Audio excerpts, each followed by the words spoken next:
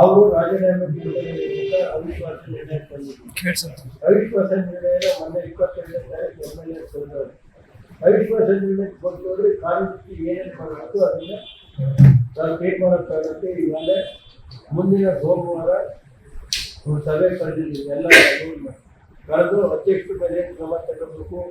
ಯಾವ ಥರ ಅವಿಶ್ವಾಸ ನಿರ್ಣಯ ಯಾವ ರೀತಿ ಮಂಡಿಸಿ ಆಗಿದ್ದೇವೆ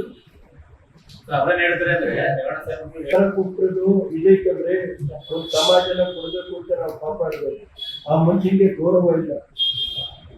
ಶಿಸ್ತಿನ ಶಿಸ್ತು ಹೇಳಿದ ಮೇಲೆ 6 ತಿಂಗಳು ಅಂದ್ರೆ 6 ತಿಂಗಳು ಉಪಯೋಗ ದಿನ ಅಂತ ಹೇಳಿಲ್ಲ ಆಸ್ತಾ ಮುಂದೆ ಚರ್ಚೆ ಮಾಡಿ ಅವತ್ತು 3 ತಿಂಗಳು ಸಾಕು ನನಗೆ 3 ತಿಂಗಳು ಸಾಕು ಅಂದ್ರು. 6 ತಿಂಗಳಾಯ್ತು. ಇನ್ನೊಂದು ಪಕ್ಷ ಯಾವ ರೀತಿ ತಗಬೇಕು ನನಗೆ ಗೊತ್ತಿದೆ. ನಾನು ಇಂಥವೆಲ್ಲ ನಾನು ನೋಡ್ಬಿಟ್ರೇನು ಏನು ಹೆದರಿಕೆ ನೋಡೋಯ್ತೀವಿ ಅಂತ ಎದುರಿಸಿದ್ರೆ ನಾವೆಲ್ಲ ಸಮಾಜ ತಗೊಂಡೋಗ್ಬೇಕು ಅಂತ ಏನೋ ಮಾಡೋದು ಅಧ್ಯಕ್ಷ ಮಾಡಿದ್ರೆ ಅವ್ನು ದಿಮಾಕಿದ್ರೆ ಮಲ್ಲಿಗೆ ಕೊಡಕ್ಕೆ ಅದನ್ನ ಆಮೇಲೆ ತೀರ್ಮಾನ ಮಾಡ್ತೀವಿ ಬಿಡಿ. ನೀವು ಯಾಕೆ ಬರೀ ಮಾಡ್ತೀವಿ ಪಕ್ಷ ತೀರ್ಮಾನ ಮಾಡ್ತೀವಿ ಎಲ್ಲ ಸೇರಿ ಅವತ್ತು ತೀರ್ಮಾನ ಅವರ ರಾಜೀನಾಮೆ ಕೊಡಬೇಕು ಅಂತ ಇಡೀ ಪಕ್ಷದ ಎಲ್ಲ ಸದಸ್ಯರು ಸೇರಿ ಅವರು ತೀರ್ಮಾನ ಬಜೆಟ್ ಮಾಡ್ಬೇಕು. ನೋಡ್ರಿ, ನಾನು ಅದಕ್ಕೋಸ್ಕರ ಬಜೆಟ್ ಮಾಡ್ತೀವಿ ಅಂತ ಅಂದ್ರೆ ಅದಕ್ಕೋಸ್ಕರ ಸುಮ್ಮನಿತ್ತು. ಬಜೆಟ್ 26 ಅವ್ರು ಬಜೆಟ್ ಬೀಳಿಸ್ಬೋದಾಯ್ತು.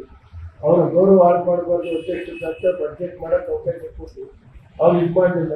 ಅವ್ರು MLA ಏನೇನೋ ಬರೀದಂತೆ ಅದಕ್ಕೆ MLA ಅವರು 26 ರಾಜೀನಾಮೆ ಕೊಡ್ತಾರೆ. ಅವೆಲ್ಲ ಮಾಡ್ತಾ ಬಿಡ್ರಿ. ಅದಕ್ಕೆ